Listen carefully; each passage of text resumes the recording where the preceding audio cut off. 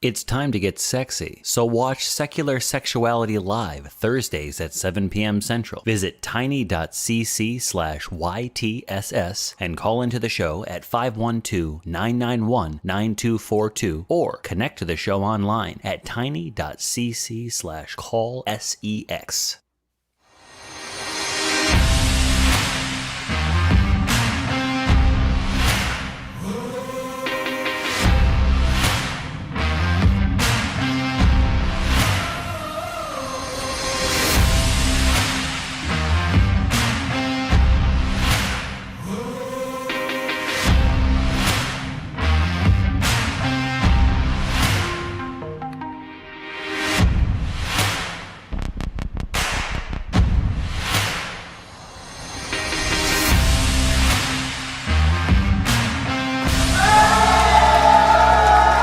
Welcome in, everybody. It is November 7th, 2021.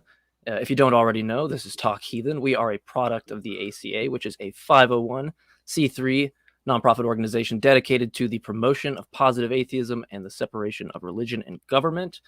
Alongside, well, actually, at the beginning, you might have heard our buddy Johnny P. Angel with the announcement of secular sexuality. And with the talk of Sexy Time, someone alongside me today has been part of Sexy Time, I believe, as well as 3 other ACA shows. Nate Smith, thank you for joining.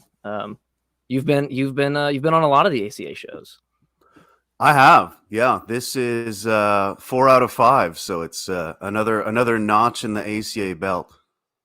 I think this is actually at the end of the day, because I'm on nonprofits next. So be sure to tune in, folks. Will be 22 shows for me. 22 shows in just about, I think, 7 months. And what else is cool is that about a year ago, almost a year exactly, an episode of Talk Heathen with Eric Murphy and Dr. Daryl Ray actually inspired me to get involved and volunteer for Recovering from Religion. So this is really cool. It's like a year later, and now I'm on the show that inspired me to get involved. So yeah, I'm super stoked to be here. Yeah, I'm hoping we get some spicy calls. Maybe a Kevin. I think we've got Marlon back again, so that's gonna be pretty cool. And yeah, one more show to go. So if you're watching, Matt, I'm ready to admit that Diablo 2 is the superior game. Yeah, but the next episode after this one is the nonprofits one is possibly the most fun that I've had on a nonprofits episode. We got Puck and Secular Rarity and Mateo's on there.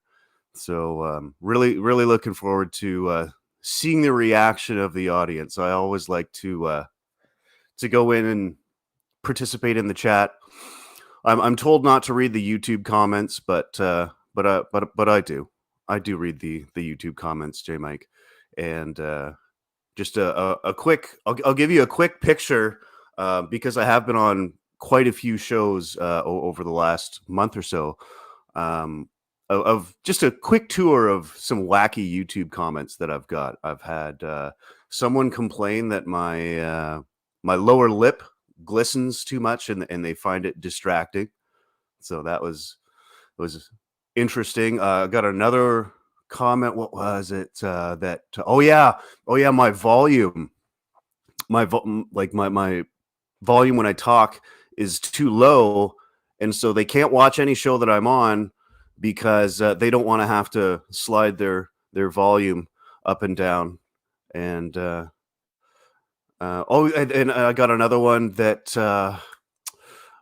I was breathing too heavy into the mic, and they couldn't stand my hot micing. So yeah, it's been quite the journey. And we do appreciate the feedback, folks. So absolutely keep them coming. I love it. I love the salt.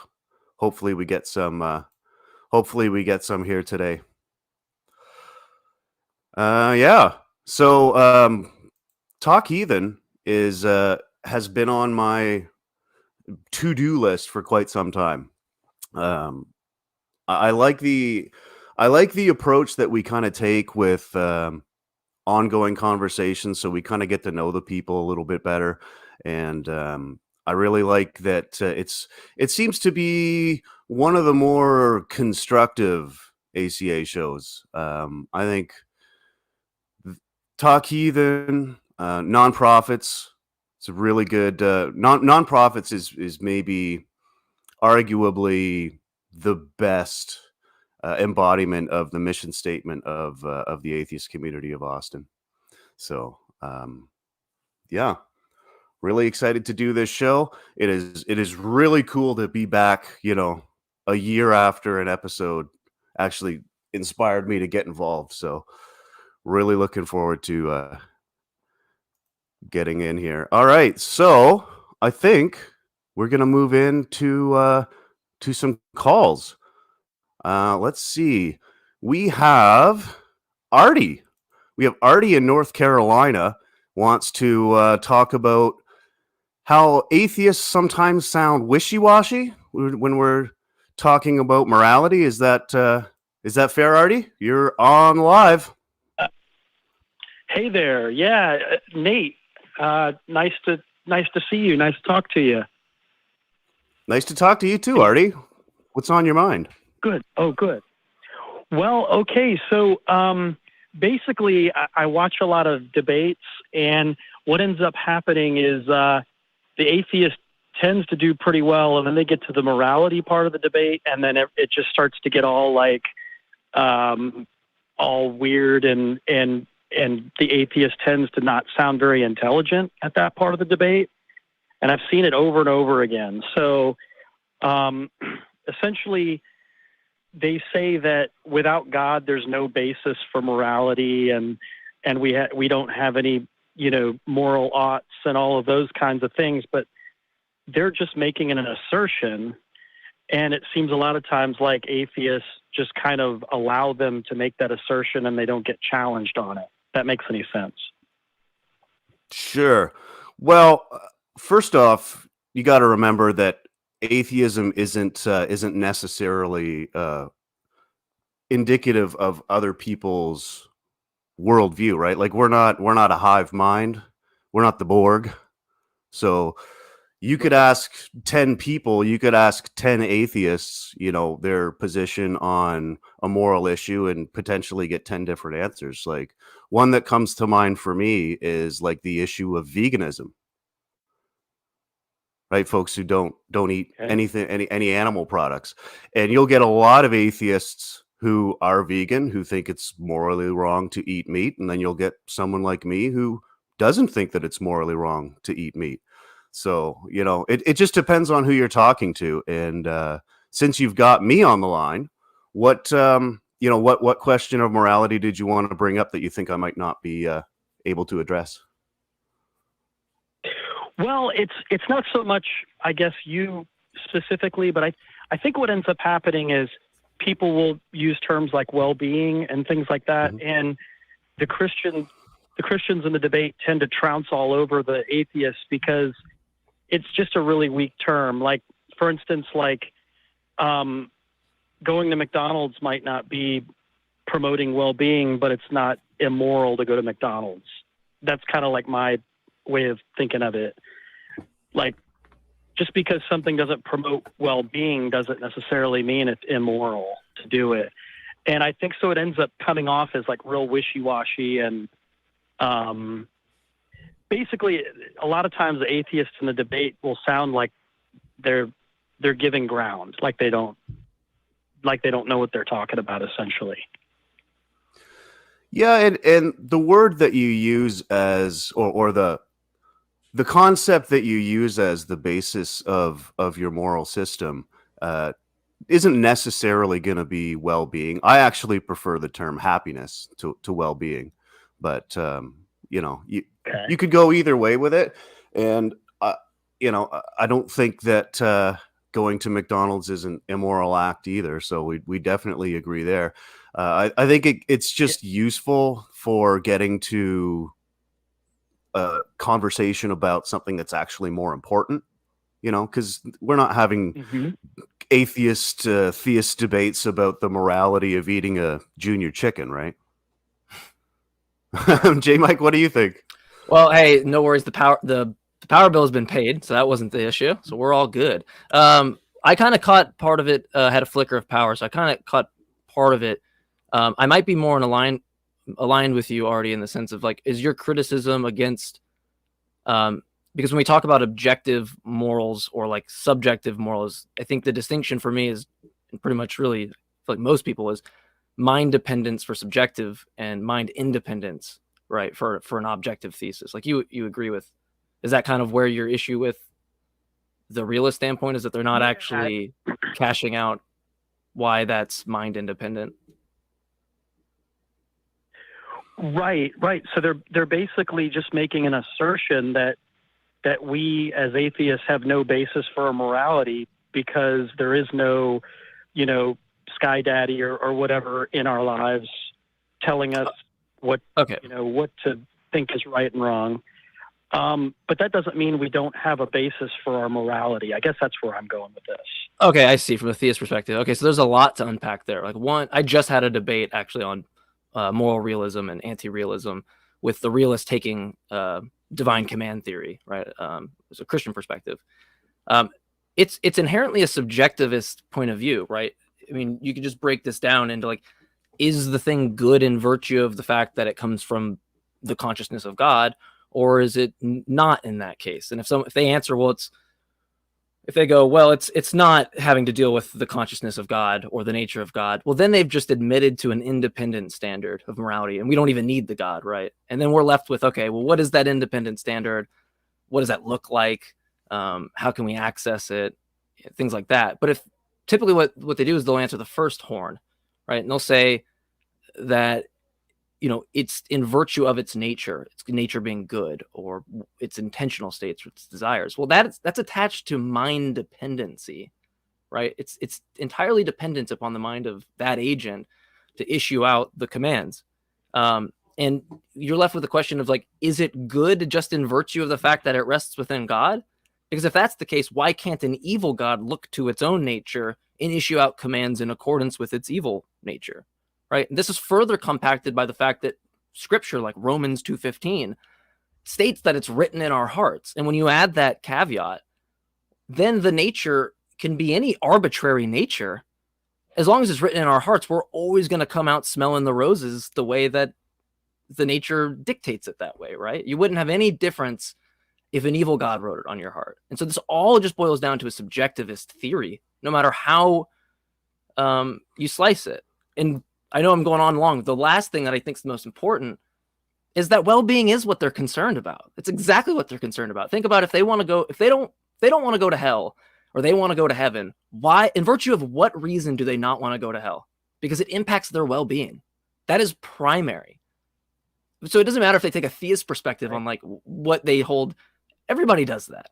There's just a question of whether or not that's an objective basis, but it's definitely the basis the theist uses way before they make proclamations to God. That's secondary, because if you put them in a pin and you say, why don't you want to go to hell? It's going to relate directly to their well-being. Yeah, or why do you want to go to heaven? Because proximity to God is supposedly, something that you want.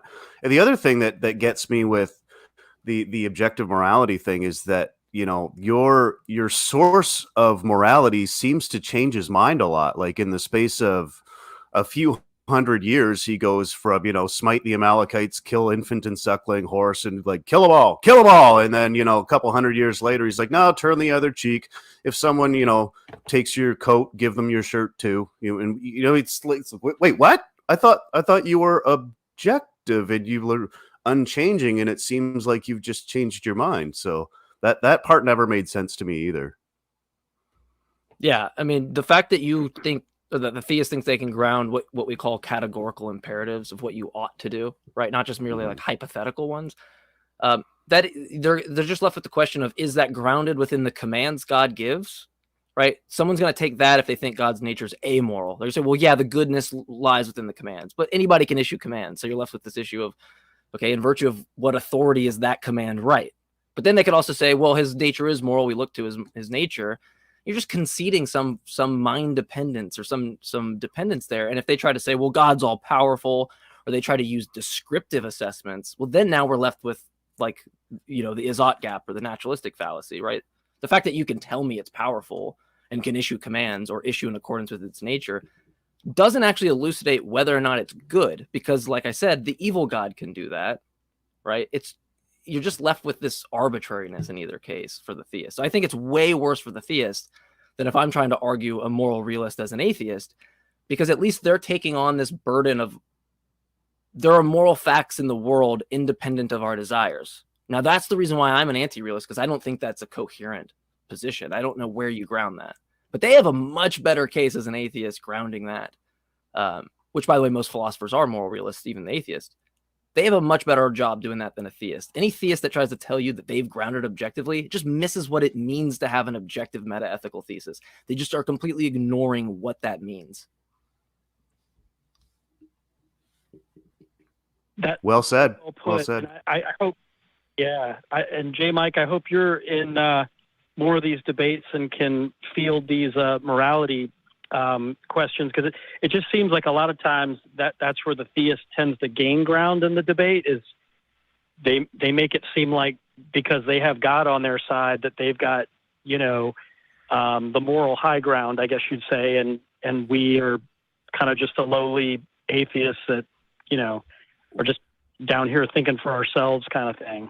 Well, so you just have to point out, look, what you're trying to do is saying, under what foundation or basis can I judge yours? That's what the goal is, right? That's the typical rhetoric of like, under what moral system can you judge mine, right? Well, there's two ways to do this. One, you can just point out that yours is subjective. It's dependent on commands of some mind-dependent thing, right? Mine's actually discussing what it means to have a gradients of experience relating to conscious creatures, right? And we can come up with like goals that are in accordance because we share space, right? We all have similar desires.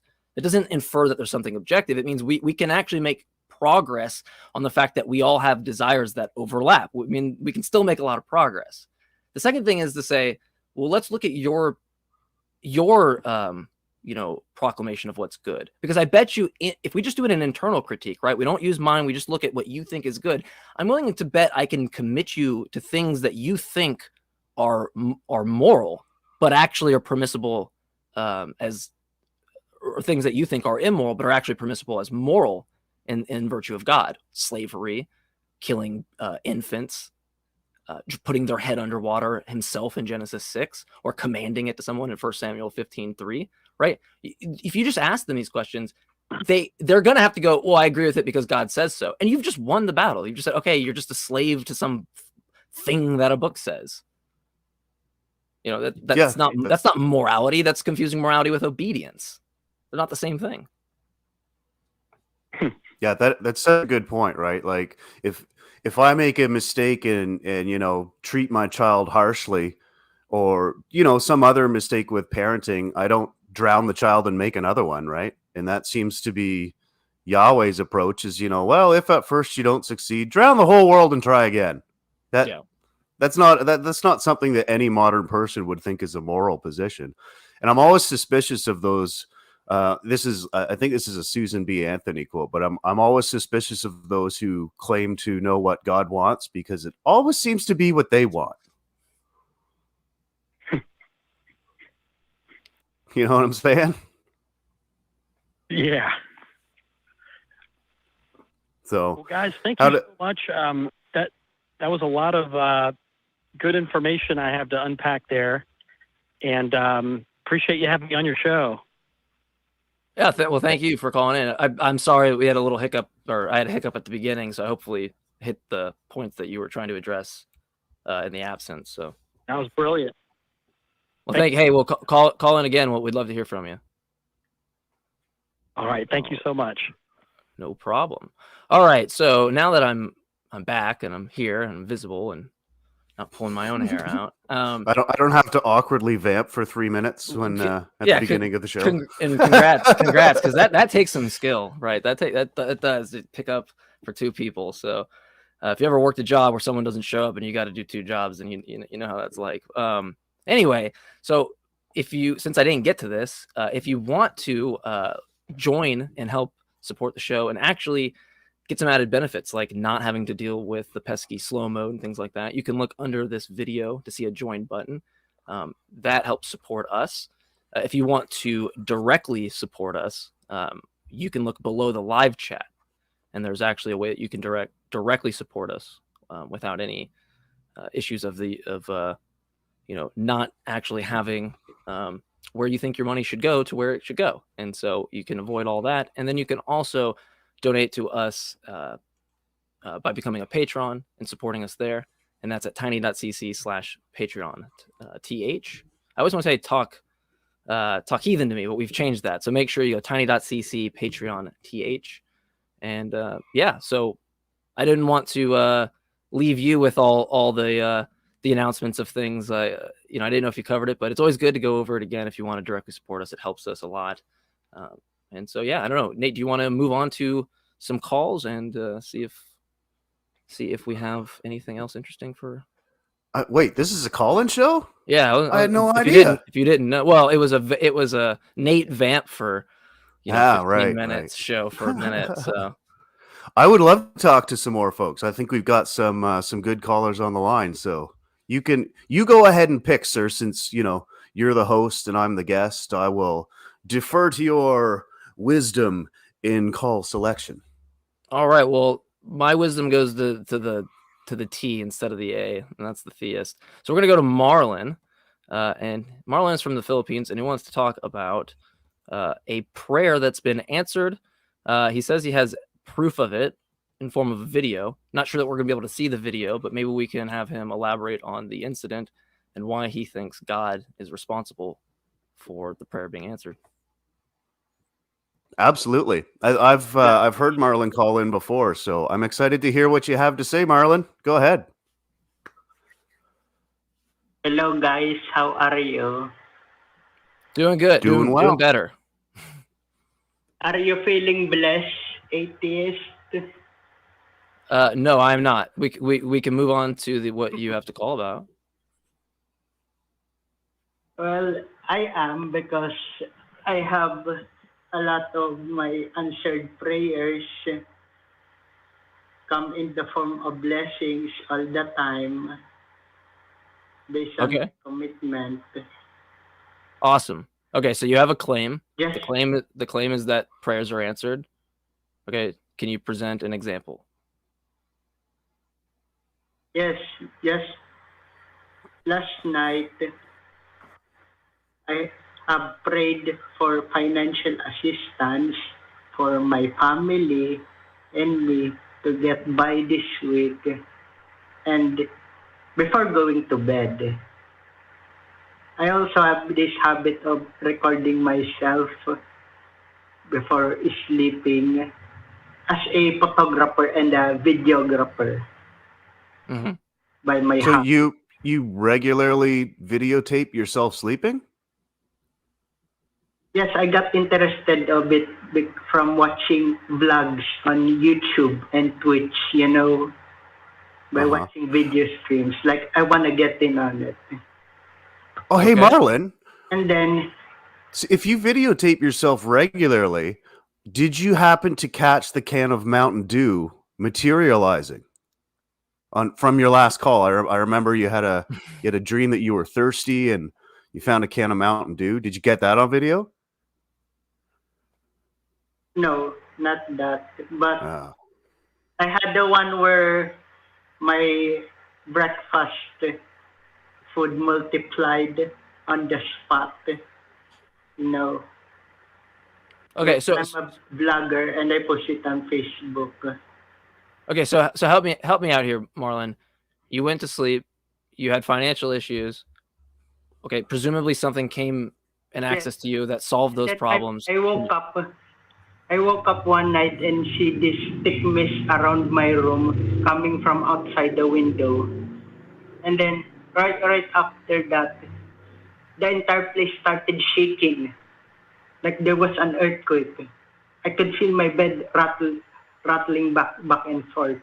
So I ran out of the room and then have myself grab onto one of these support beams and wait for the earthquake to stop. Okay. Like a really strong quake. And then when I came back inside my bedroom to fix up everything, I noticed under my bed there was a 1,000 peso bill. Light Okay. blue 1,000 peso bill. And that is when I realized that my prayers have been answered. When I saw it pop up right then and there. Because the pillow is gonna be moved. It has been moved. The bed sheets have been trashed around, you know. Everything was a mess. And when I came back I mean, to the room, Marlon, saw things move during and earthquakes. You know, like if I had a nickel for every time I've reached into my in a jacket that I haven't worn in a little while and found a $20 bill or, you know, a $5 bill, or reached into my wallet and found, you know, a fiver that I didn't know was there, you know, that happens all the time. There's no reason to posit that a God did it for you, you know. And the other thing that gets me is, but the money has been materialized out of thin air from the outside, because I have a video evidence on it. I can show you guys on Discord, or you can send me a link to email it, or I can show it to everyone. I understand you have a atheist community of Austin, Discord group, Discord chat. I can post it on there right after. Yeah. Hey, Marlon, I think our audience would be very interested to see this this video for sure. That would be really cool. Without having seen the video or seen the evidence for myself, it's gonna be it's gonna be tough to you know, to say either yay or nay. But I think we have to consider what's a more likely explanation, right? Like in the middle of an earthquake, things are shaking around, things are moving around, your bed sheets are getting thrashed up, and somehow 1,000 peso note that you had previously and forgot about or lost became dislodged. You know, is it more likely that happened, or is it more like Marlon? Let me finish. Right. So what's more likely though, that you just lost $1, you just lost some money and found it again, or that the omnipotent God of the universe decided to throw you 1,000 pesos? And if so, if God came down and decided to cut you a break, why didn't he give you more, man? Well, I think I give you enough to buy a new car or something, you know? I win those scratch tickets all the time when I play outside. People don't understand why they just throw their money away when playing these small games, but I always get it right. I always have a prize whenever I play the scratch tickets. People seen it. People see it. I've won money on scratch tickets before too, Marlon, but I don't think that God made me win. Every time. Like so what your claim is that every single time you buy a scratch ticket, you win money? Yes. I always get the combination, no matter what. But so if that's the case, then why are you hard up for money? Why do you need God to throw you 1,000 peso note if you have this magic ability to pick winning scratch tickets? I don't understand. That's his blessing to me. That's his blessing to me. What you're calling magic right now is his blessing to me. He is giving me something. He gives Are me we something every day. Kenneth! we're doing story time with Marlon again this week? Yeah, we're doing story time with Marlon, but I don't like if I had a magical God-given ability to pick winning lottery tickets, I would not be petitioning that God for extra money. I wouldn't need it. This is actually super cool. This is the first time I've heard. This is The the first time I've Bible heard says, Marlon make a "Ask and you shall claim that receive." we could easily test. This Right? would be super easy for us to test, Marlon. You could make a video of you going to the store, buying a bunch of lotto tickets, say buy 10 of them. And 10 out of 10, if you hit those, I'll be a believer immediately. I won't understand why you won. I won't know that it's like God is involved or something, but I'll know there's something there for us to start investigating, which would be a big step up from where we've been with you historically. And Marlon, I will fly to the Philippines and take you to the store. Actually, even better, I will fly you to Canada, and so that you can come with me to the store and pick out the winning numbers for the Lotto Max, because I'm kind of sick of working. So Marlon can just buy the ticket because he knows he'll hit the lotto tickets to cover the flight. So there's no risk there. Yeah, exactly. I'll pick the numbers for you. Yeah, Marlon, if I tell you what, let's do an experiment. You give me 7 numbers between 1 and 50. I will go buy the lottery ticket with those 7 numbers, and we'll see if I win. I am so down for this. The scratch tickets. Marlon, It only works for scratch tickets? Numbers. Marlon, I've noticed a pattern when you call in. Marlon, I've noticed when you call in, reliably that you make a lot of claims that we can't really examine or test, given the format of the show. You could call in and tell us that you can, fly around the room like a bird. And I mean, how are we supposed to examine whether or not that claim is true or not? I mean, what do you expect us to do with this kind of information when you call in and tell us something like you always hit the lottery? I never said I could fly around, I know, but pay attention to what I'm telling you. You make an awful lot of claims that we can't really examine here on the show. So you call in and you tell these outlandish stories. Why would you expect anybody to believe them? We can't engage with these claims at all. That's why the lotto thing is interesting, because you could go down to the store today. You can make a video of you buying the lotto tickets, upload that video, email it to us at the ACA. We'll put it on our channel. I've never Hell yeah. a carnival game ever. What'd you just say? I was a kid. I never lost any kind of carnival game. Oh, so we're just making more claims.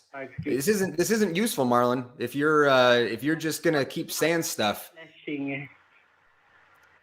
If you're just going to keep making claims, but not discuss how we can examine those claims, how we can know they're true, whether or not anyone should believe you. I mean, the show's Talk Heathen. The show's not Storytime with Marlon, Yeah, and I'd like an answer for my question for you, Marlon. Like, if you can pick winning scratch tickets, why do you need to petition God for extra money? It seems to me he's already given you a pretty cool magic ability. Yeah. Why are you hard up for 1,000 pesos if you can pick winning scratch tickets? God is a father, not a that doesn't answer my question.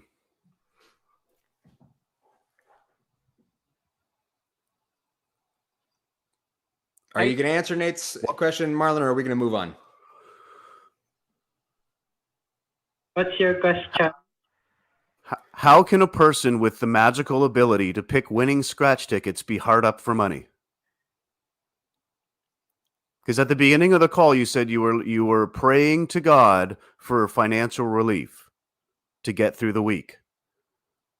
And I've also heard you call in before and say that you were very hungry and didn't have enough to eat, and then your rice magically multiplies. Like, How are you so hard up for money if you can magically pick winning lottery tickets, Marlon? It's my struggle. It's my struggle. You have to understand the economy is not doing very well right now here. Yeah, but the economy has nothing to do with whether or not you can walk your ass down to the store and have a winning lottery ticket every single time. Yeah. The economy could suck and you could be balling out of control. Yeah. I have some solid gold tennis shoes if I were you. It happened. I would not be alive right now if that food miracle didn't happen. You're okay. Experience what it's like to starve to death. We're going to try this exactly one more time, Marlon. All right. If you have the ability to go and get a scratch off lottery ticket and win every single time, how is it the case that you are struggling financially? Well, I guess that fault is on my part. Because I'm a pretty big spender. And I don't manage that. I can't. All right, Marlon. Well, listen, you go to the store, you make that video. Marlon, go to the store, make that video of you doing the scratch off thing. That video. And when you post that video, we'll talk about it. Yeah, I want to see that video too, Marlon. I want to see it, but in the meantime, have a good one. I think we gotta move on, Kenneth. Yeah. Good old Marlon. Boy. People may have noticed that I'm not JMike. So yeah, JMike was having some tech issues, so I came out of the tunnel like Hulk Hogan and tagged in for now. Believe me, no one's more disappointed than me because I love watching JMike on the show. Yeah.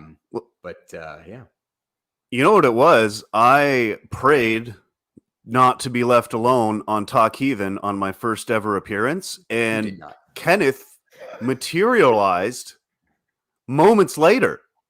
So, that's right. Like a scratch off lottery ticket. Here I am. Let's move on to some other callers. Nate, I mean, you want to do the honors? Do you? I've got call-in studio open. Who would you like to speak with? I have call-in studio open as well, and it was probably a good thing that I asked for it before the show because it would have been a very awkward intro. I think let's go with Michael. Let's do it. Yeah. All right. Michael wants to talk about, let's see, how to talk to theists about how faith isn't useful. I'm speaking your language, right, Nate? With the about, right? That's yeah. Oh yeah. It's you just, betcha, it's just bud. cultural sensitivity. You know, I try. Yeah. Oh heck, much appreciated there, eh? Thanks, eh? Anyway, I don't want to be a hoser. Let's move on. How to talk to theists about how faith isn't useful. Michael, how you doing? I'm great. Wow, I wasn't expecting to be on so quickly. How are you guys?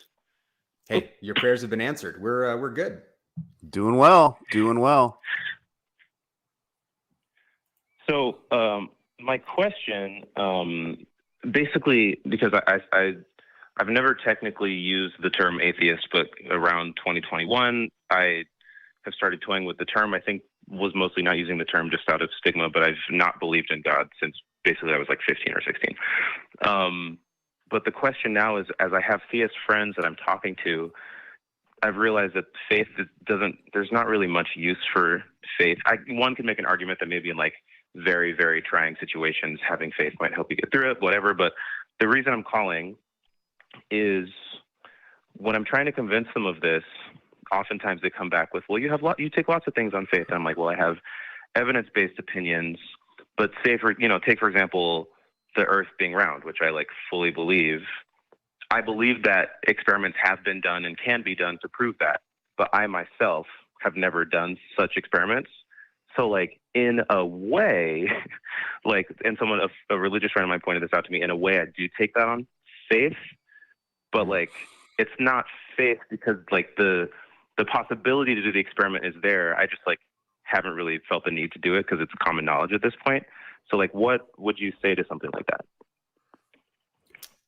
Nate, you want to dive in first? Yeah, absolutely. I think getting the terminology down is important when it comes to things like faith, belief, or knowledge, right? Like you know that the world is round. You have a justified, true belief that the world is round, and we can demonstrate that, right? Like Aristophanes did it with a hole in the ground and a stick, back thousands of years ago. So it is a justified, true belief, right? You can't get there with faith, right? You can't get to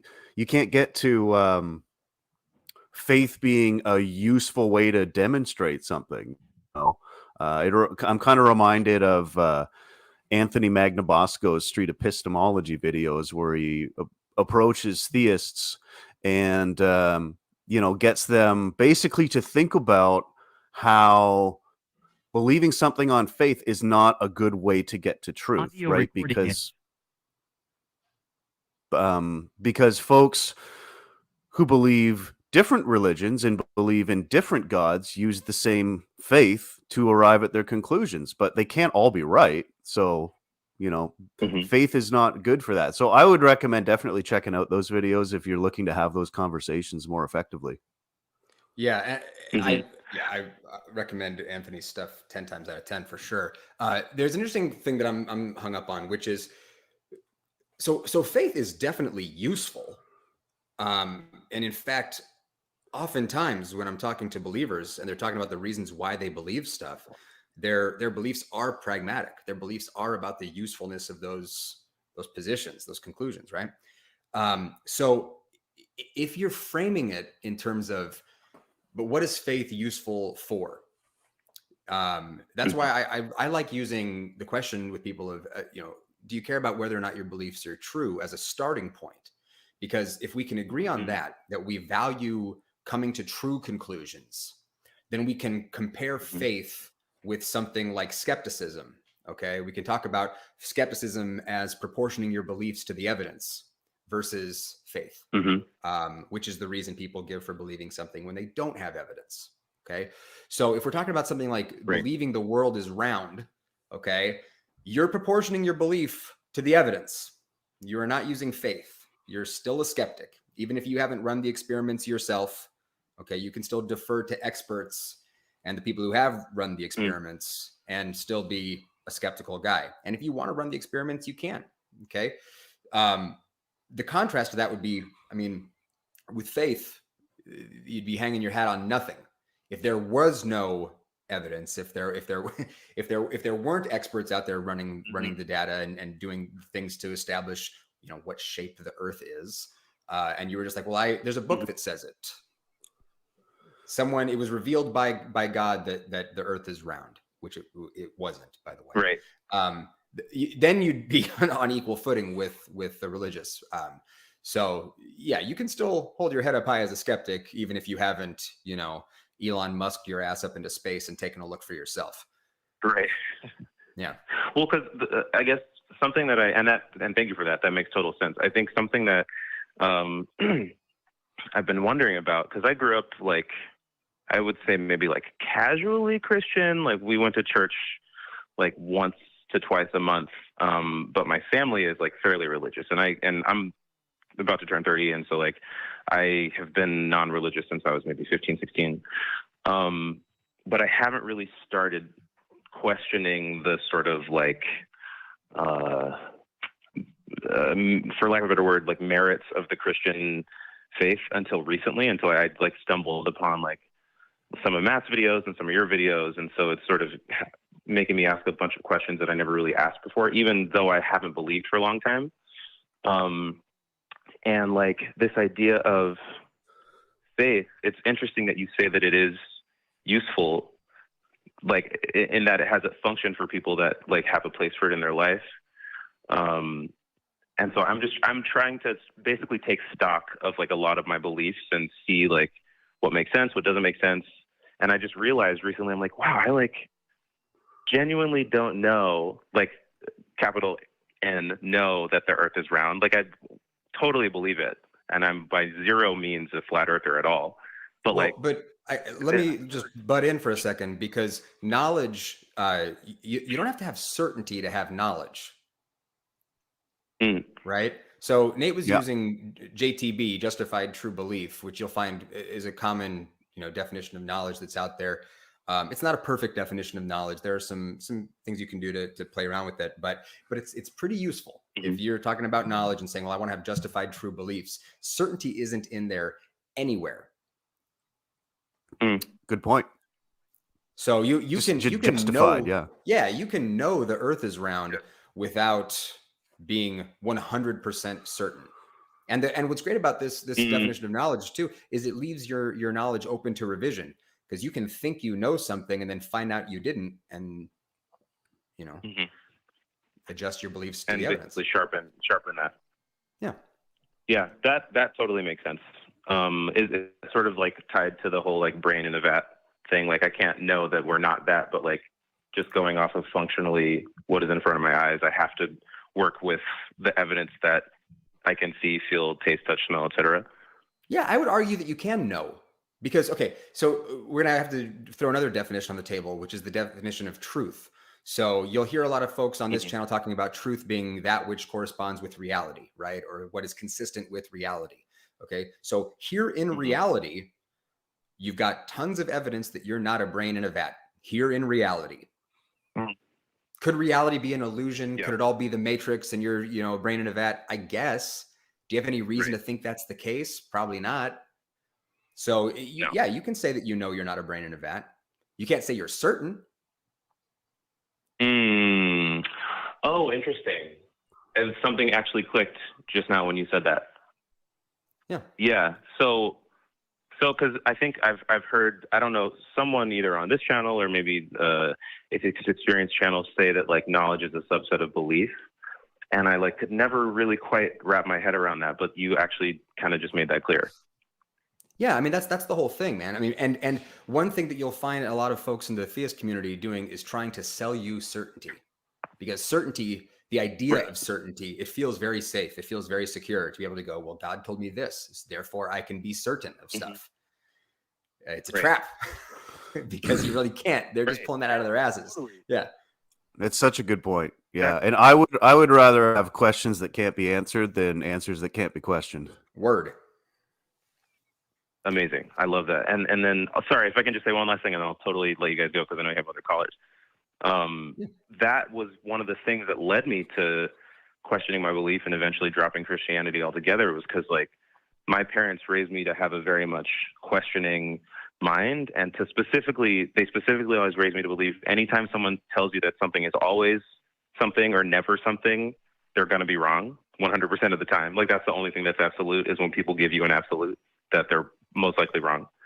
And it's certainly a red flag. Even though like Yeah, right, exactly. And even though like, my parents are both religious, that was the thing that led me out of it. And so, yeah, just thank you for that perspective. I appreciate that.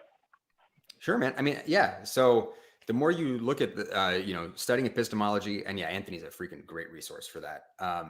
You'll see this distinction where people talk about certainty when what they're really talking about is knowledge. And these ideas and these concepts get conflated. So that's why it's important to try as best we can to be precise with our language. Yeah, for sure. That's kind of what I started with is getting your definitions down and make sure that we're using words in the same way. And with that totally to just put a exclamation point on this conversation with regards to how to talk to your parents about this stuff, or your friends. I don't remember if it was just theists broadly, about the usefulness of faith. By all means, concede that faith is useful for compelling behavior. But if what we care about is finding truth, point out to them that there is nothing you can't believe purely based on faith. People use faith to arrive at all kinds of mutually exclusive conclusions. The people who use faith to arrive at the conclusion that Christianity isn't true because Islam is true are on exactly the same footing as those who are in the exact opposite position, and they can't both be right. So yeah, totally. I mean, and that's a really good place to start from. I was sort of going at it from the direction of like looking at the scientific method, faith as though you're starting from the hypothesis and just skipping all the steps in the middle and saying that it's true. And that didn't really that didn't really resonate with them. So I think I'm going to go at it from that tactic. Cool, man. Well, yeah, call back. Let Right us on. know how it goes. Awesome. Thanks. This is my first time calling into something like this, so I appreciate you guys being so cool. Anytime.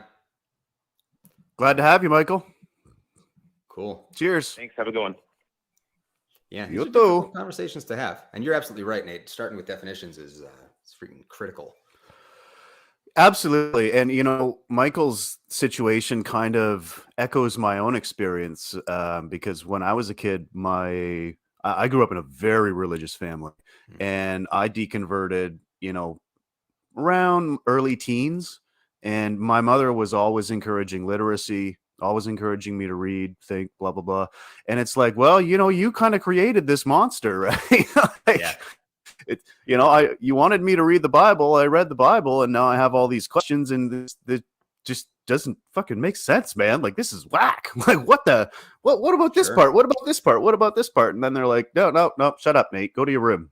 It's like, Well, and fine. yeah, and the Bible itself, you know, for the Christians out there, there is a sort of admonishment from Paul to focus on, you know, whatever is true, right? So test stuff, care about truth, have high evidentiary standards, and see if your beliefs are still intact after subjecting them to criticism. That's the responsible thing to do. Speaking of responsible things to do, let's take a responsible look at our promo. How's that for? So the new thing is jump humping, which is a soak, but you get your friend to jump on the bed while you're doing it so that they're the ones doing the motion. So as not to offend God. Whether you think chocolate tastes but- good because you Yeah. like the taste of chocolate, or chocolate be- tastes good because the chocolate man is the creator of the universe. Instead, like- you have to like chocolate because it's the best. I hear it's a really tiny holiday anyways, but you know. Well, you know, it's colder, so you know there's bound to be some shrinkage. If he's given us something interesting to grab onto with our little teeths, let's see where it takes us. Okay? That's true.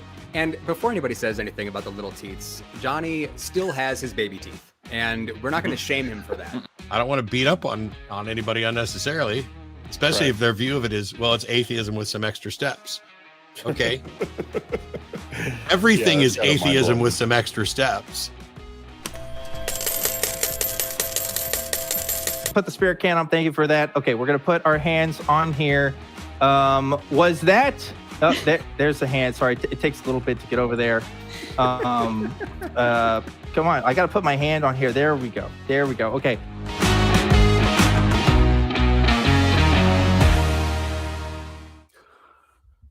Wow.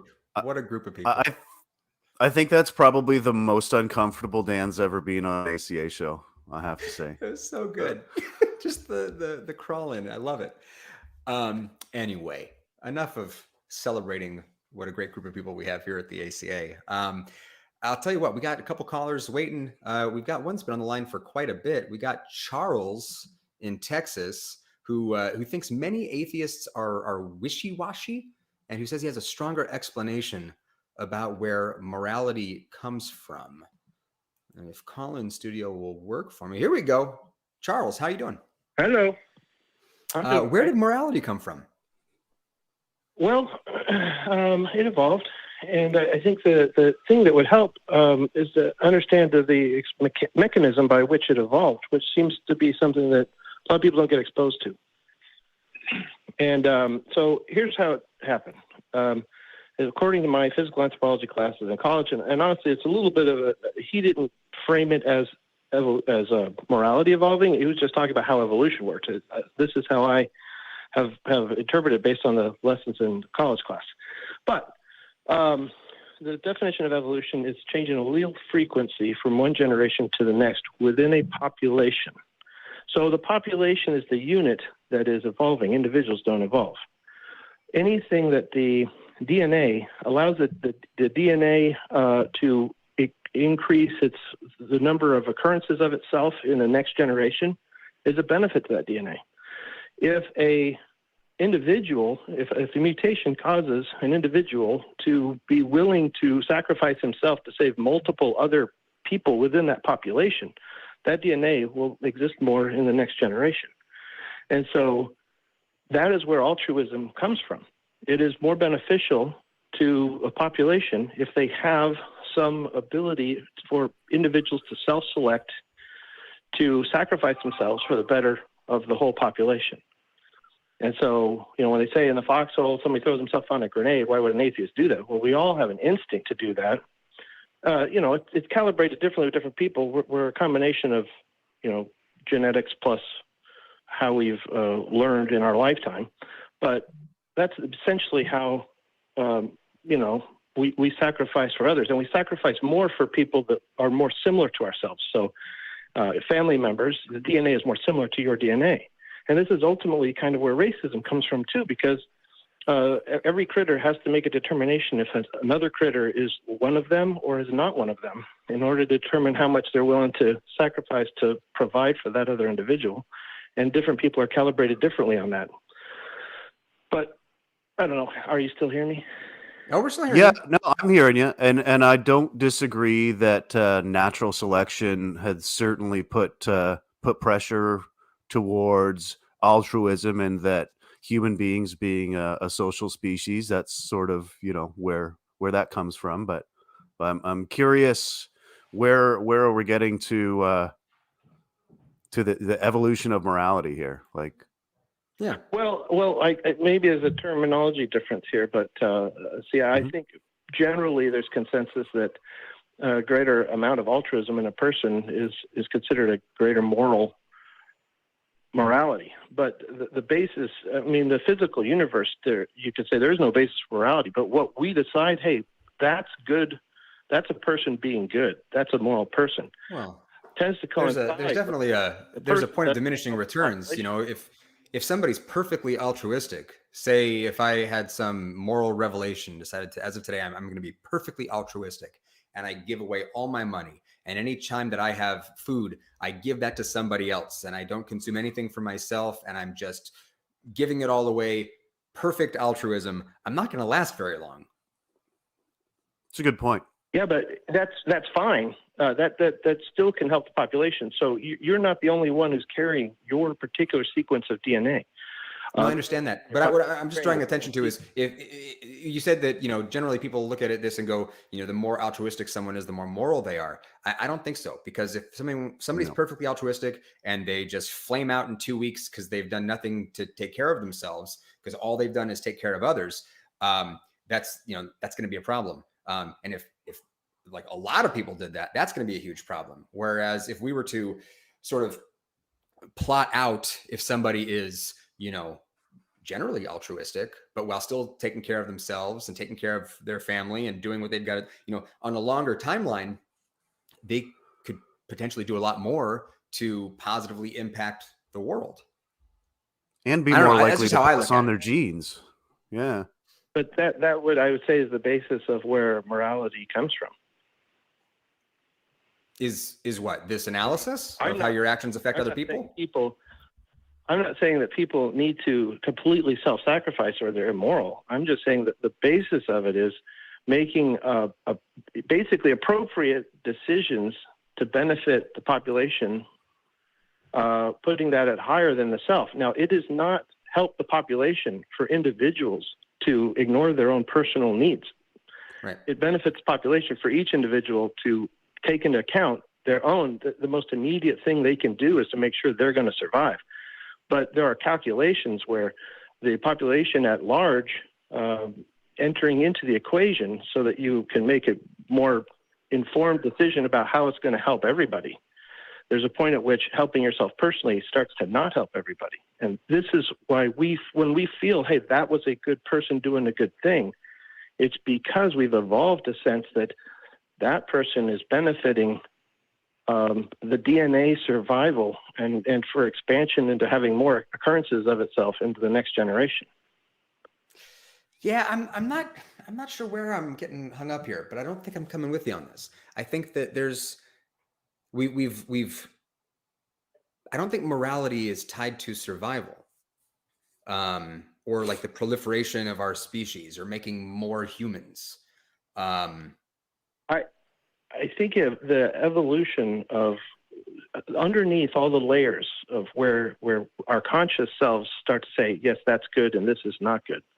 at the bottom of it, at the seed, at the basis of all of it, I think is about the DNA propagating itself and being more successful. I'm not sure I'm with you. What is your definition of morality? Just so we know we're talking about the same thing. If you were to describe, say you're talking to a 6-year-old and they ask you what's morality, how would you describe that? Well, I mean, I think morality is doing unto others as you would have done unto yourself. Generally, that's the golden rule at the basis of it. But what if, hang on, wait. What if somebody would prefer to be treated in a way that's different from how I would prefer to be treated? Okay, so then treating others the way they would prefer to be treated. But see, the way that person came to want to be treated. But what if somebody wants to be treated terribly? What if I run into some sort of, masochist who wants me to do things to them that I don't think would be good? Or someone's, what if someone has like some sort of mental, disorder or is under the influence of drugs or something and is saying that they really, really want me to harm them? Would that then be moral? Well, generally speaking, whatever the individuals want to have happen to them also evolved or is a product of some kind of damage, evolutionary damage or some kind of immediate brain damage or something that happened. So is it moral to, I would say it's greater, more moral to only do the things to that person that he wants done to him that are beneficial to society at whole. I mean, he may want, hey, it would be great for me if you could kill me and my family, but maybe it wouldn't be very moral to take him up on that. But if he just wants to get beaten daily and asks you to beat him daily, I think we reach a point at which we're kind of going to the point of absurdity. But the overall, the final analysis comes from whether or not you make the decision of what you're going to do. The moral decision is the one that benefits the overall population the most. I'm not sure I'm with you still. I'm not sure we've nailed down what morality is because I kept sidetracking you. But all I'm trying to do is draw attention to that this is complex. I don't think that I don't think morality is about what's good for the species in an evolutionary sense. I think that morality is about making life as good as possible for those of us that exist. Basically, it's that whole well-being versus suffering analysis. Yeah, I'm with you there, Kenneth. Life as good as possible. That definition of good that you perceive as good evolved. Well, and it evolved to be based upon what is best for the DNA that makes you up. I don't know if I'm with you on that.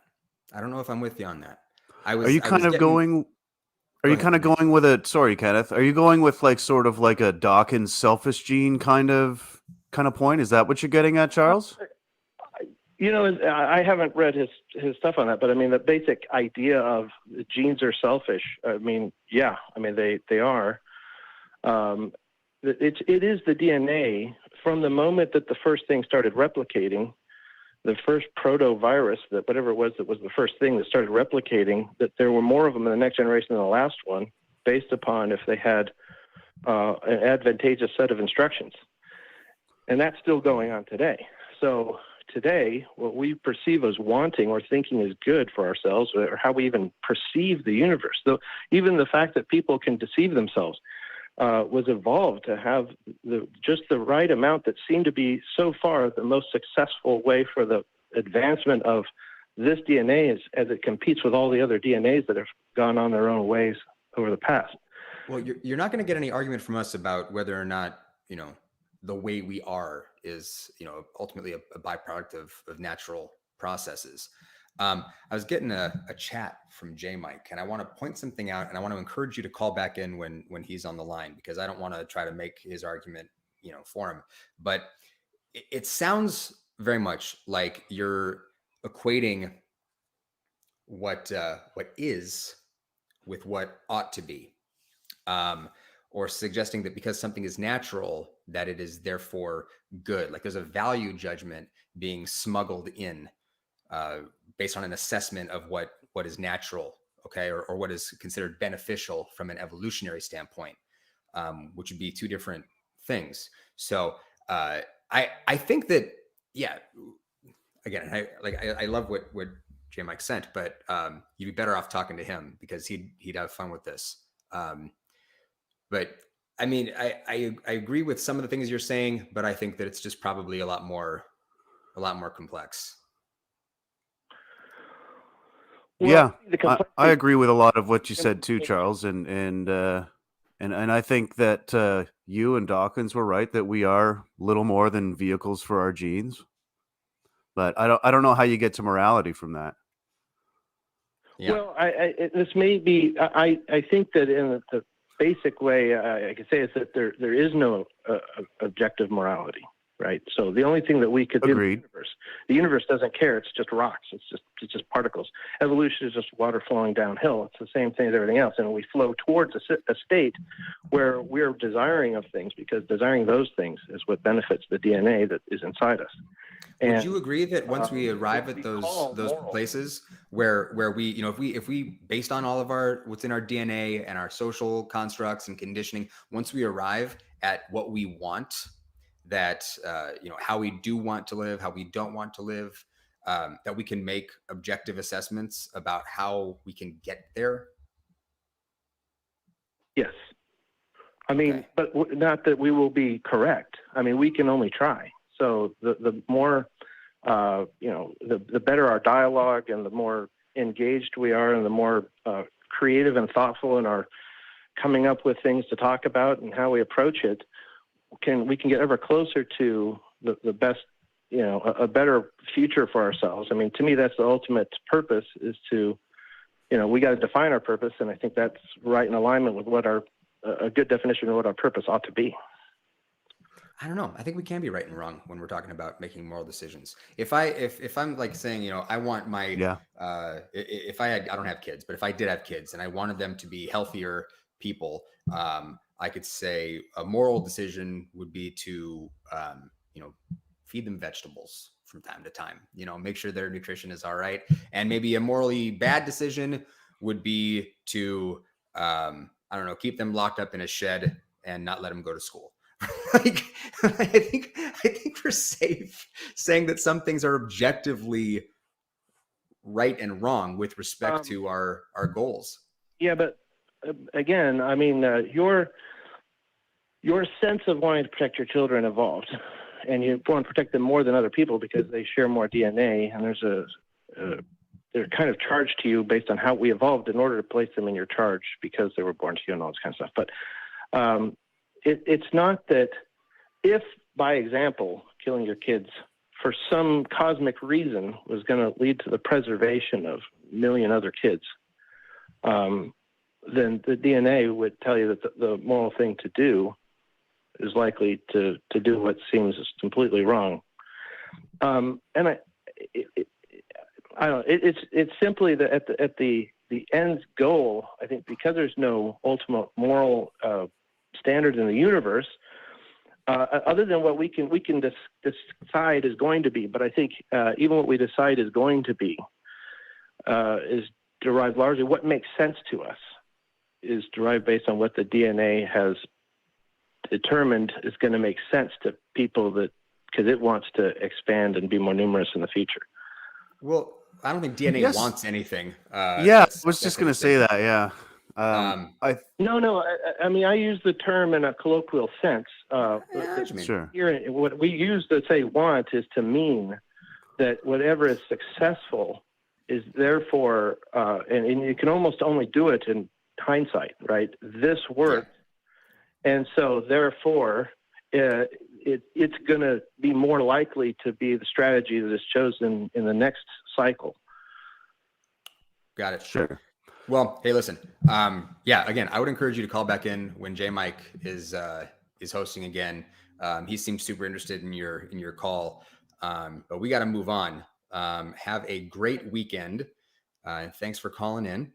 Let's see here. We want to thank our top 5 patrons this week. Those patrons are Eric Tweet, CJ Dennis, Dinglebury Jackson, Balam's Donkey, Paulia, and Diabolus Ex Machina is our honorary mention this week. So there's been some shuffling around here. We've got some new stuff, which is nice to see, and we very much appreciate your support as always. Thank you so much for that. I mean, there'd be no show without you guys. So yeah, arigato, patrons. That's what I'm talking about. Well, hey, we got a call, a repeat caller. Those of you who watched the show last week will be pleased to see that we've got Setuf calling back in, and I'm seeing the same topic.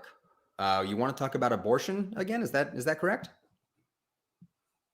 Yes, that is correct. Okay, that is fine, guys. Yeah. Hey. Okay. So the question is, why is abortion moral? So I think we did a really bad job last time as hosts nailing down what you mean by moral. And that because we didn't get that nailed down, the conversation kind of went all over the map. So let's try to avoid making the same mistake. What do you mean by moral? Yeah, thank you for that. I also actually think that I didn't explain myself very clearly. So thanks for this opportunity. What I mean by moral is an action which involves well-being or suffering. If this action involves well-being or suffering, I think it's a moral question. And yeah, basically. And immoral would be doing something that causes unnecessary suffering. And yeah, moral would be the opposite, basically. Okay. I just want to run a quick test with you then. Are you familiar with the trolley problem? No. Let me run it by you. Okay. So this is a hypothetical that we did when I was in school in philosophy class a million years ago.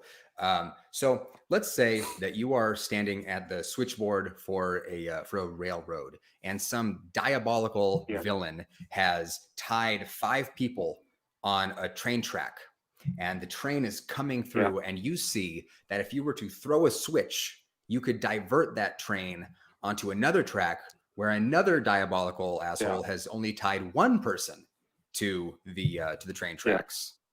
What would be the moral thing to do in this situation? So actually, I have heard of this analogy or question. It's a pretty common one, yeah. Thing I believe the moral thing I think for me to do would not to do anything, not to get involved. Okay, so if then by your inaction, 5 people were to die, where if you were to act, 1 person would die. You're going with that as being the more conducive to well-being outcome, where there'd be less suffering. If all things being equal, let's say for instance the 1 person is or within the 5 people there's a Hitler way. I'm switching it to Hitler, for instance. So well, but you don't know anything about the people. There was no information given to you about who these people are. You don't know anything about who these people are. Snidely Whiplash has simply tied them to the track. 5 people on one track and 1 on the other. And if I do not do anything, what happens? 5 people die if you don't do anything. Strangers, you don't know these people. Okay. Yeah. So I would say the moral thing to do for me would be not to do anything. However, probably because I am human after all, out of emotion, I would kill the 1 person or interfere so that the 5 people survive. But I would see that as an immoral action on my side. I'm just super confused because a moment ago you said that you're using it as your definition of morality, this suffering versus well-being analysis, which I would be totally on board for. We would be in agreement that that's how you determine what's moral. I don't understand how, given that foundation, how killing 5 people instead of killing 1 person is the more moral outcome. Can you help me understand that?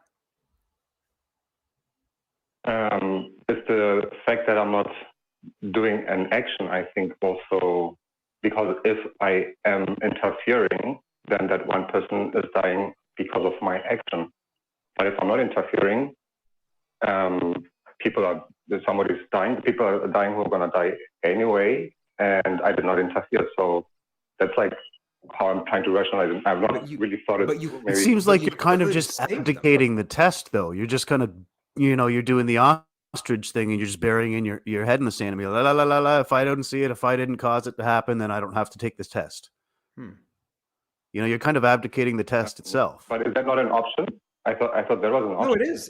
Inaction is absolutely an option. Okay. Yeah, it's just the option that like almost certainly results in more suffering. Yeah. So what Kenneth is saying is that by your own definition of what is a moral act, you seem to be violating it when you answer this question. Do you kind of see that? Yeah, I guess that might be true. As I said, I've not really thought it through, but this is just my intuitional answer to it. But yeah, Sure. You're probably right. Maybe I'm conflicted or something. And I guess that's the aim of this question, right? Because it's like a gray area, I guess. I mean, I don't know. I would argue that choosing not to act is in itself an action, because the effect of that is identical to if you had thrown the switch yourself to kill the 5 people instead of the 1. There's this Desmond Tutu quote where if you're neutral in situations of injustice, that you've chosen the side of the oppressor. That's just what comes to mind for me in that situation. Yeah, absolutely. But all right, well, okay. I seem to see where we're starting from. So we've got morality based on harm versus well-being, but then we can still make moral choices where more harm can result. Well, seems to be where we're non-choices, I guess. What's the distinction? What's the difference? So would you say the person who set up this scenario would be as guilty as the person who does not make any action and it results in the 5 people dying? Are they equally? Yeah, whoever tied the 5 people to the train tracks is clearly like doing an immoral act. You're putting people at risk of suffering and death. Of course, there's no question there. So is the person who tied the 1 person to the track. Yeah, but that's not the position I'm in, right? My position is, do I change the track? Because the 5 people are dying anyway. Maybe I misunderstood your analogy. Or hypothetical, rather. Your decision is whether you are fully in power of whether 5 people die or 1 person dies. That's the trolley problem. It's your decision whether 5 people die or 1 person dies. No, I thought the train is moving on a certain track, and here are 5 people, and I can choose to act and divert it to 1 person. I thought that was the scenario. Or are you saying that is it? Yes, you are in the position of choosing whether 5 people die or 1 person dies. Yeah, or I'm in the position of also not doing anything, which will result in 5 people dying. And if you don't do anything, then you have made the choice that 5 people will die. Yeah, and the question is, am I as morally responsible as a person who set the situation up? No, that's not the question in the trolley problem. No, the question in the trolley problem, which I think I'm starting to understand why you're desperate to avoid answering, is what is the more moral thing to do?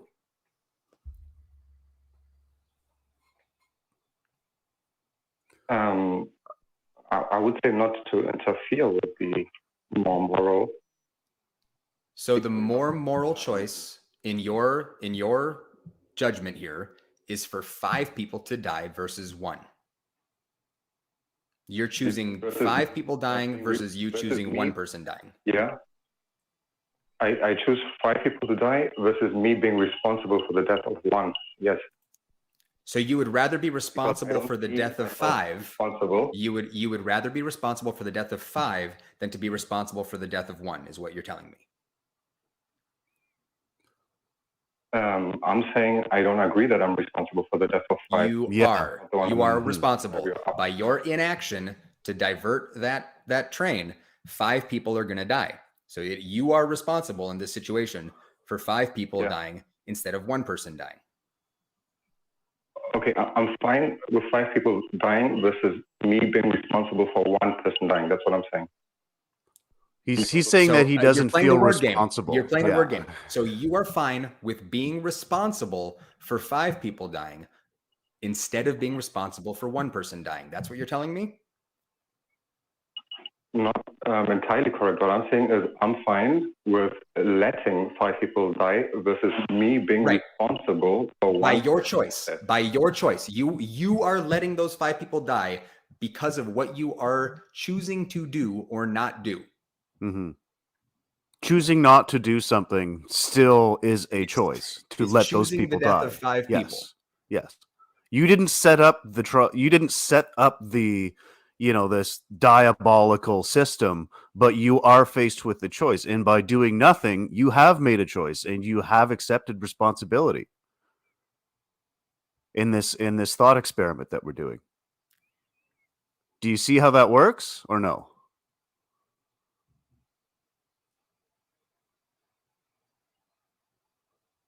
Oh, I think we stumped him. Setuf is still on the line. Are you there, Setuf? I hope I'm saying that right. Setuf. Yeah. Let me give a second. So, okay. You're still there. All right. Hello. Yep, we're here. Hi. So, I was just saying, the other perspective is that I'm choosing not to be responsible for, or directly responsible, rather, because the other one is indirect. I'm choosing not to be directly responsible for one person's death. That is the choice that I'm making. You're equally responsible. Whatever you choose to do is going to have a consequence. Indirectly. Yes. It's the same thing. You said morality is based on harm or suffering versus well-being. We've got 5 people on one track, 1 on the other. Why is this so hard? Yeah. Why is this so hard? I'm answering your question genuinely. I don't know. I mean, if you wanted a particular answer, but I'm answering you honestly how I feel. So, okay. I don't know. All right. So you feel like letting 5 people die is more moral than letting 1 person die. And now you want to talk about why is abortion moral? That's where we're at? I mean, you're not directly quoting me correctly, and I think it's important because your position is a bit different than what I'm saying. So I'm saying I'm choosing not to be directly responsible for someone's death. Yes, you are directly responsible for the death of 5. You can try to avoid it all you want. I mean, you're trying really hard to avoid engaging with this problem, and I think it's because if we can establish that making the decision to minimize suffering, to act to minimize suffering for the greatest number of people is a moral act, then you're going to have a really fucking hard time making the case that abortion is immoral. Okay, I can just concede with that just to move forward because I don't really think it's that irrelevant because I do think ultimately we will more or less agree moving forward because for me this question, I'm sorry that I'm not answering it the way you want me to answer it, but I think it's not about me wanting you to answer it in any particular kind of way. It's about me wanting you to be honest. But we got like 5 more minutes in the show, so let's do this. Jump into abortion. Why is abortion moral? Because abortion, basically, this action involves the killing of an innocent being, in my view. Define being. And I believe something with a subjective experience. Okay, a zygote doesn't really count. by that definition. It absolutely doesn't. Like almost all abortions globally don't fit that definition at all. Yeah. But let's just focus on the ones that do. So we're going to say that terminating a pregnancy is equivalent to what exactly? Would you agree with me that at some point in the pregnancy, the fetus does become a being with a subjective experience, or do you not believe this? Well, I certainly would say that it's at a certain point in a pregnancy that a developing fetus can feel things. I mean, their brain is developed to a certain point, and their nervous system is developed to a certain point where they can feel things. Okay. Sure. Okay, so would you say from that point on, this individual deserves moral consideration? Deserves moral consideration.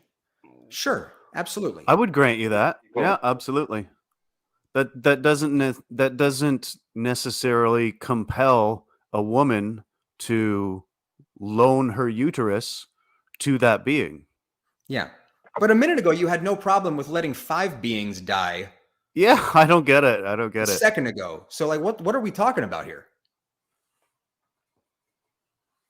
Okay, so you believe that at some point this being deserves moral consideration.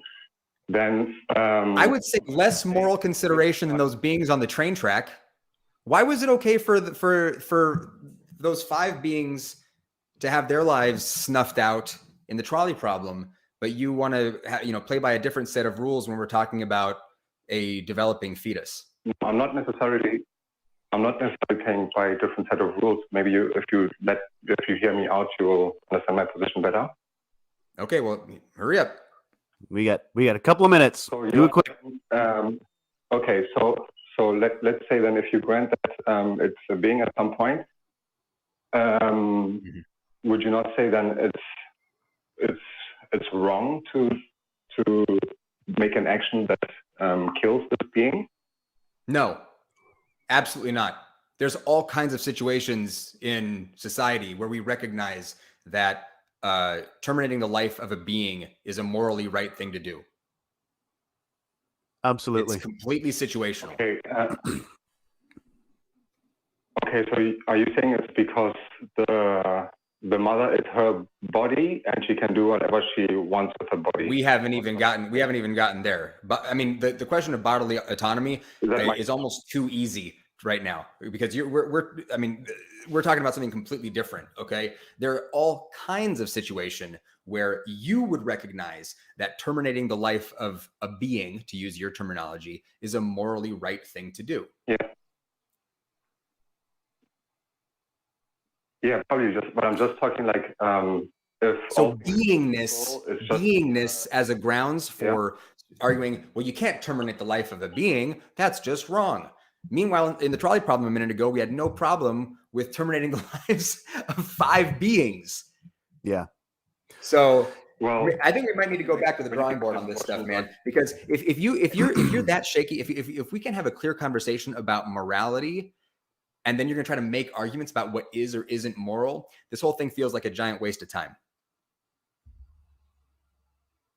You're not hearing out, so it's going to be difficult. Because Kenneth was trying to set a framework for a productive conversation, and if you can't even answer the trolley problem, I don't really I am having a tough time believing that you wouldn't flip the switch, and I think the reason.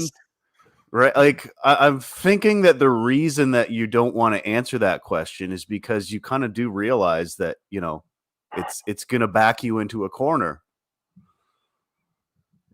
No, that's so. I think you should think on that a little bit. I'm going to throw the switch on this call, Setuf. We can try again in the future, but you need to take some time to think about morality, because again, you're playing by different sets of rules with different beings. And when people do this with abortion, frankly, it weirds me out. So we've got one more call to take. An angry atheist caller, which normally we don't take these ones, but we have Let's see. This is JMike in Georgia. Oh, this guy again. So, I know that the theme of the show so far has been morality, right?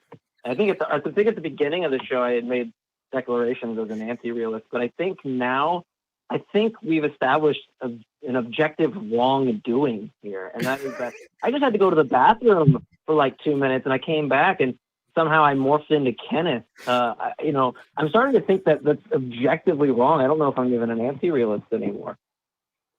I mean, these situations are, it gets weird. It gets weird. How do we terminate one host? That's a being we're talking about,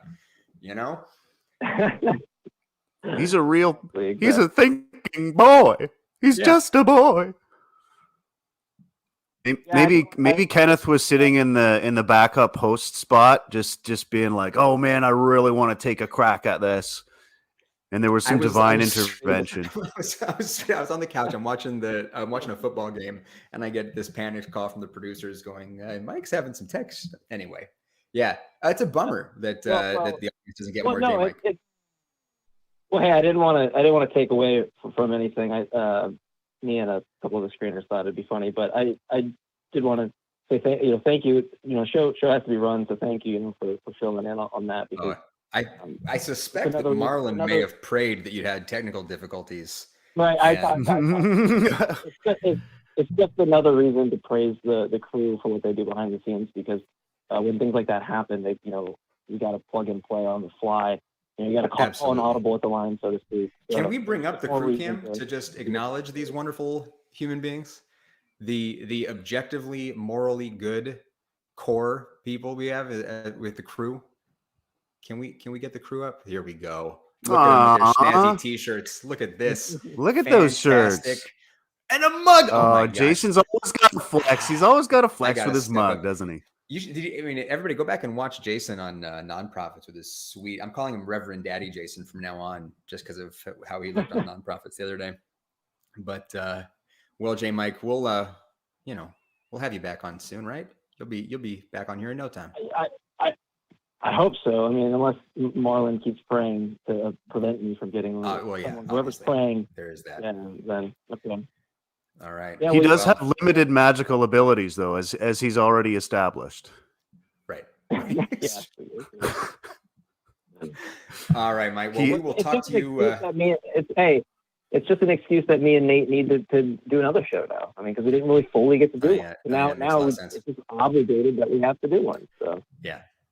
That's exactly what I was thinking. Would agree. Yeah. Totes. All the right, show man. you did. We take care. All right, dude. We're gonna wrap this up. Nate, how was the first time? Doing this thing. Was it as good for you as it was for us? Oh, I am satisfied. That's what I'm talking Certainly. I think I think there's a couple things I could have done better. But for a first time outing, I mean, I had a lot of fun. I love doing ACA shows, and I loved that call with Marlon. That was gold. Good old Marlon. Yeah, that was a good time. Make your video, Marlon. Damn it! Don't just keep calling in with claims. You gotta bring it, man. Bringing anecdotes to an evidence fight. That's what keeps happening. So yeah, right. Well, hey, listen, if you, the viewer or listener, would like to continue the discussion after the show, join us over in ACD, our fan-run Discord server. That's at tiny.cc/ACA Discord. And stick around. Make sure to check out the newest version of the Nonprofits, which is going to be on at 3 p.m. Central Standard Time at youtube.com/the Nonprofits ACA. Some would say the flagship show of the ACA. Yes. And can we get some love rings for the wonderful people who tune in, who support the show? We appreciate you. We know that the world's a little bit nutty, and we hope that this show is like an oasis of reason in a vast desert of nonsense. That's what we're striving for. Thank you, viewers. Whether or not you believe, if you're an essential worker, we want to thank you for all that you do. Sincerely, from the bottom of our little atheist hearts. If you don't believe this is your community. We hope to see you back here all the time. We hope to see you in the Facebook group, in the Discord. You know, we want to facilitate community for all you non-believing heathens out there. And if you do believe, we don't hate you. We're just not convinced. Take care.